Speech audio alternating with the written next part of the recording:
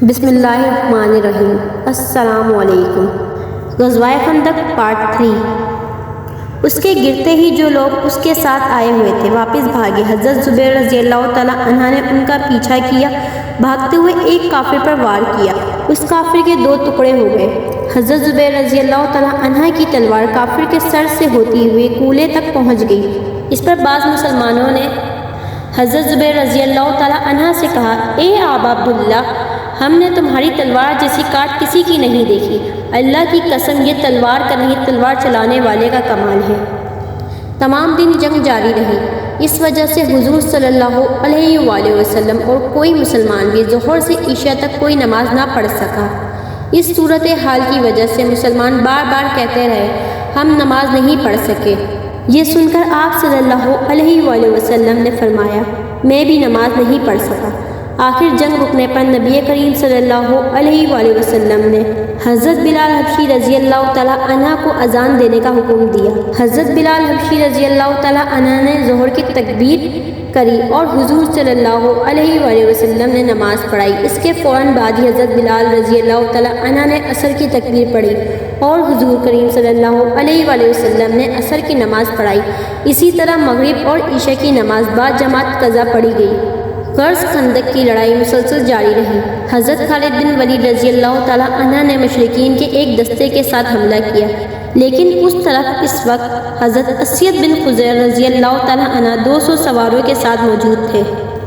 جو ہی حضرت خالد بن ولید رضی اللہ تعالیٰ عنہ نے دستے کے ساتھ خندق پار کی، یہ ان کے سامنے آ گئے۔ اس طرح حضرت خالد بن ولید ناکام لوٹ گئے۔ اس صورتحال نے زور پکڑا۔ صحابہ کرام رضوان اللہ علیہم اجمعین پریشان ہو گئے اور حضور کریم صلی اللہ علیہ وآلہ وسلم نے اللہ تعالیٰ سے دعا فرمائی۔ اس کے جواب میں حضرت جبریل علیہ السلام آئے اور خوشخبری سنائی، اللہ تعالیٰ دشمن پر ہوا کا طوفان نازل فرمائے گا۔ طوفان کے ساتھ اللہ اپنے لشکر فرشتے بھی ان پر نازل کرے گا۔ رسول اللہ صلی اللہ علیہ وآلہ وسلم نے صحابہ کرام رضوان اللہ علیہم اجمعین کو یہ خبر دے دی۔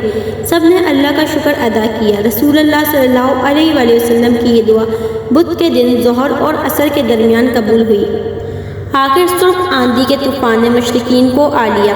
ان دنوں موسم یوں بھی سرد تھا، اوپر سے انہیں اس سرد طوفان نے گھیر لیا۔ مشرکین کے خیمے الٹ گئے، برتن الٹ گئے، ہوا کے شدید تھپڑوں نے ہر چیز ادھر ادھر کر دی۔ لوگ سامان لوگوں کے اوپر آ گرا۔ پھر تیز ہوا سے اس قدر ریت اڑی کہ ان میں سے نہ جانے کتنے ریت میں دفن ہو گئے۔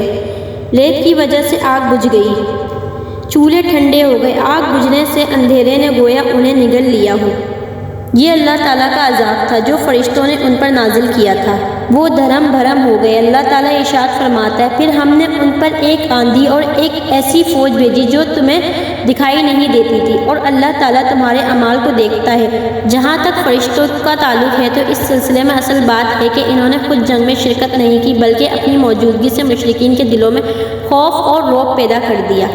اور اس رات جو ہوا چلی، اس ہوا کا نام باد صبا ہے، یعنی وہ ہوا جو سخت سرد رات میں چلے۔ چنانچہ حضور صلی اللہ علیہ وآلہ وسلم نے ارشاد فرمایا، باد صبا سے میری مدد کی گئی اور ہوائے زرد کے ذریعے اس قوم کو تباہ کیا گیا۔ ہوائے زرد نے مشرکین کی آنکھوں میں گرد و غبار بھر دیا اور ان کی آنکھیں بند ہو گئیں۔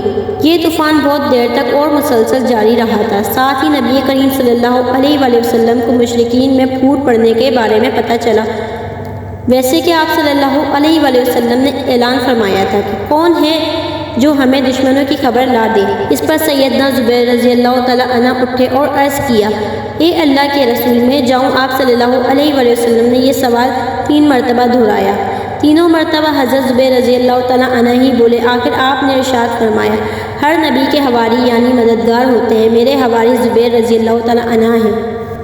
ویڈیو کا اگلا پارٹ دیکھنے کے لیے ہمارے چینل اسلامک کلچر 14 کو سبسکرائب کریں اور بیل آئیکن پر پریس کر دیں۔ جزاک اللہ۔